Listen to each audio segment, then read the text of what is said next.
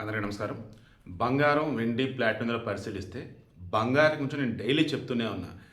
ఏమాత్రం Iran and America యుద్ధం slow అవుతుంది లేదా యుద్ధం ఆగిపోతుందన్న వార్తలు కనుక వస్తే బంగారం పెరిగిద్ది అని.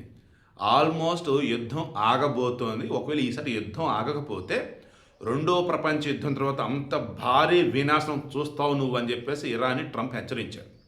ఈలోపు ఓమన్తో కలిసేసి ఇరాన్ చర్చలు జరుపుతూ హర్ముజ్ జలసంధి ఓపెన్ చేసే విధంగా మొత్తం నడుస్తున్నాయి. ఆల్మోస్ట్ ఫైనల్ కన్క్లూజన్కి వచ్చేసినట్టే అంతా కూడా పీస్ఫుల్గా ఉండబోతుంది. ఇక ఈ మూమెంట్లో ఆయిల్ ప్రైజెస్ కూడా ఆల్రెడీ తగ్గాయి. ఇక బంగారం పెరిగింది కదా, ఛాన్స్ దొరికితే పెరిగిద్దండి. భారీగా పెరిగింది. 2890 పెరిగింది 10 గ్రాముల బంగారం 24 క్యారెట్ గోల్డ్. 1,49,730 ఉంది. అప్పుడు గ్రామ్ వచ్చి 14,973. కమింగ్ టు 22 క్యారెట్ గోల్డ్ 2,650 పెరిగింది 10 గ్రాములు. 1,37,250 ఉంది 10 గ్రాములు. గ్రామ్ వచ్చి 13,725. ఇక 18 క్యారెట్ గోల్డ్ 2,170 పెరిగింది 10 గ్రాములు.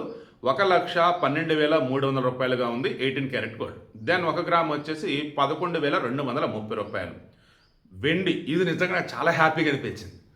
10,000 పెరిగింది కేజీ. ఇంకా ఒక 50,000 పెరిగింది తప్ప మనం సేఫ్ జోన్లో ఉంటాం అనమాట. సరే, 10,000 పెరిగింది. 2,50,000 ఉంది కేజీ వెండి. అప్పుడు గ్రామ్ వచ్చి అంత 250 రూపాయలు.